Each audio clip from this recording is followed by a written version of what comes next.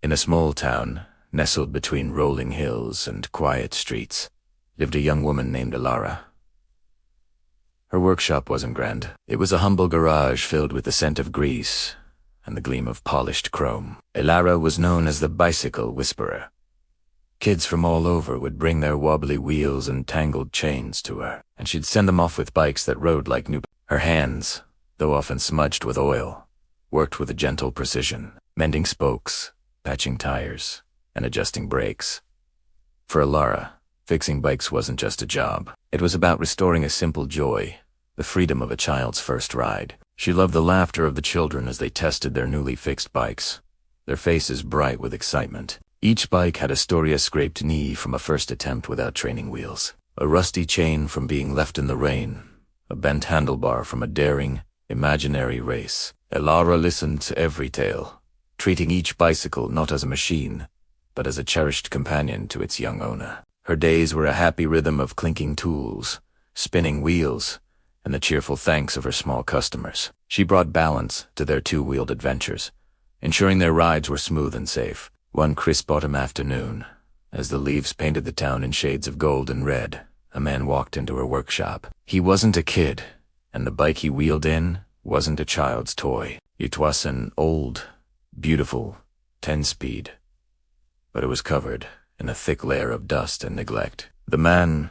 whose name was Arthur, had a quiet sadness in his eyes. He explained that the bike had belonged to his late wife. It had been sitting in his garage for years, a silent reminder of the rides they used to take together along the river path.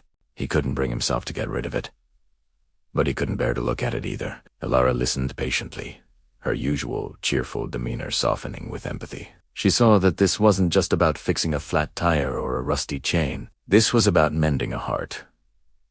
Arthur wasn't asking her to just fix a bike. He was, in a way, asking for help to move forward. He told her there was no rush, but Alara knew this was important. She promised to take good care of it. As Arthur left, a gentle breeze rustled the leaves outside, and Alara looked at the dusty bicycle, seeing not just a machine, but a vessel of memories and a potential bridge to a new beginning. Over the next week, Alara poured her heart into restoring the old 10-speed. She carefully disassembled each part, cleaning away years of disuse. She polished the frame until it shone, replaced the brittle tires, and oiled the chain until it moved with a whisper-quiet grace. With every turn of her wrench, she felt like she was breathing life back into it, honoring the love story it represented. She even found a small, vintage-style bell, its chime clear and bright, and attached it to the handlebars. She imagined it ringing on a sunny day, a sound of hope and continuation. The bike was transformed. It was no longer a relic of the past, but a beautiful, functional bicycle, ready for the road again. When Arthur returned, he stood speechless. The bike looked just as it had on the day he and his wife first bought it. He ran a hand over the gleaming frame, his fingers tracing the lines he knew so well.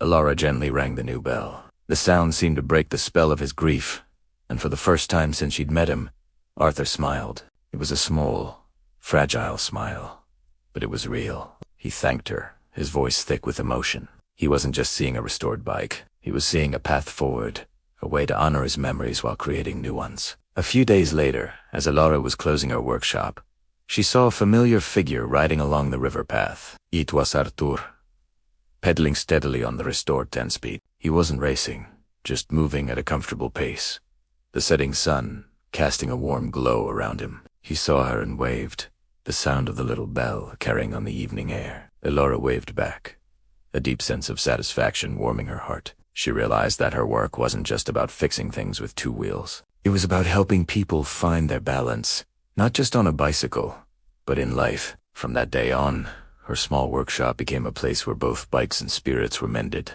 one rotation at a time.